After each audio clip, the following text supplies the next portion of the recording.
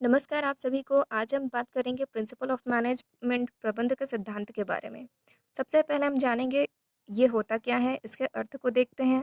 प्रबंध के सिद्धांत से आशय सामान्यतया उन नियमों से होता है जो किसी उपक्रम या फर्म को चलाने के लिए दिशा निर्देश अर्थात मार्गदर्शन प्रदान करते हैं। ये नियम विभिन्न शोध के आधार पर जो रिसर्चर्स होते हैं हमारे उनके द्वारा बनाए जाते हैं। इनके आधार पर ही प्रबंधक नीतियों का निर्माण करते हैं, पॉलिसीज तैयार करते हैं और फिर भविष्य की कल्पना करते हैं, अपने लक्ष्य को प्राप्त करते हैं। अब आते हैं इसके डेफिनेशन में।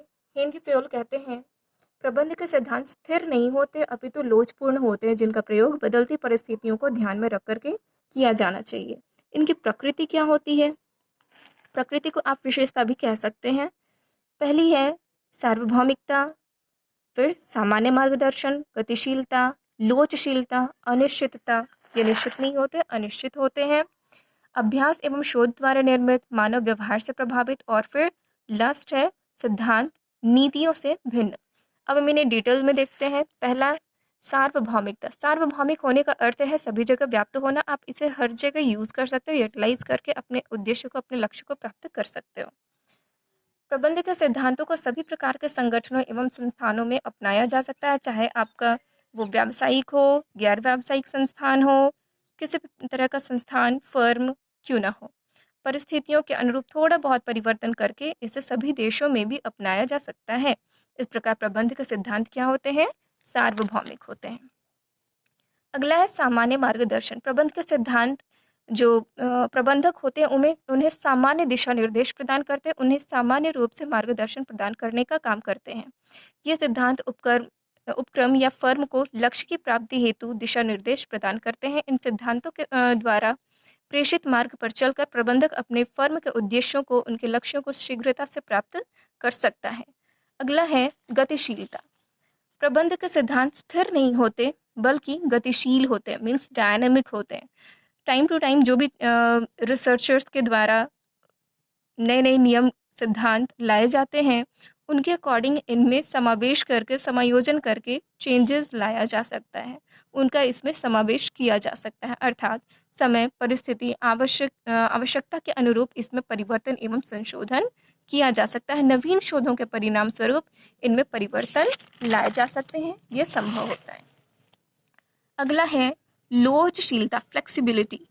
यह कोई आवश्यक नहीं कि प्रबंधक के लिए 100% किसी भी फर्म अथवा उपक्रम में अपना लिए जाएं। परिस्थिति के अनुरूप आवश्यक समायोजन करके इन्हें अपनाया जा सकता है। नई नई समस्याओं के अनुरूप इसमें संशोधन एवं परिवर्तन लाया जा सकता है। किसी भी चीज़ में को यदि हूबहू आपको ये फाउंडेशन हो कि आप जैसा वो बना है वैसे ही आपको यूज़ करना है, मीन्स उसमें कोई फ्लेक्सिबिलिटी नहीं होती, कोई लोचशीलता नहीं होती। लेकिन यदि आप उन चीज़ों में अपने सिचुएशन के अकॉर्डिंग कुछ चेंजेस कर सकते हो, चेंजेस ला सकते हो, उसमें कुछ चीज़ों का समायोजन कर सकते हो, तो फिर इसको हम कहेंगे कि वो चीज़ें फ्लेक्सिबल हैं, लोचशील हैं। अगला है अनिश्चितता। प्रबंध के सिद्धांत निश्चित नहीं होते, परिस्थितियों का इन पर गहरा प्रभाव पड़ता है। परिस्थितियों के अनुरूप इसमें उचित सिद्धांतों को लागू करने अथवा न करने का निर्णय लिया जाना चाहिए। परिस्थितियाँ परिवर्तनशील होती हैं, ये बदलेंगी तो सिद्धांतों में भी आवश्यकतानुसार परिवर्तन करना पड़ेगा और बदलती परिस्थितियों के अनुरूप ही सिद्धांतों का चयन कर और फिर इन्हें लागू करना होगा। अगला है अभ्यास एवं शोध द्वारा निर्मित। जो हमारे रिसर्चर्स होते हैं, जैसा कि मैंने पहले भी बताया, उनके लंबे एक्सपीरियंस का ये परिणाम, ये सिद्धांत होते हैं। तो प्रबंध के सभी सिद्धांत विशेषज्ञों के कई वर्षों के अभ्यास, अनुभव और शोध के द्वारा निर्मित किए जाते हैं। अगला है मानव व्यवहार से प्रभावित। प्रबंध के सिद्धांत व्यावहारिक होते हैं, जिनका सीधा संबंध मानवीय व्यवहार से होता है।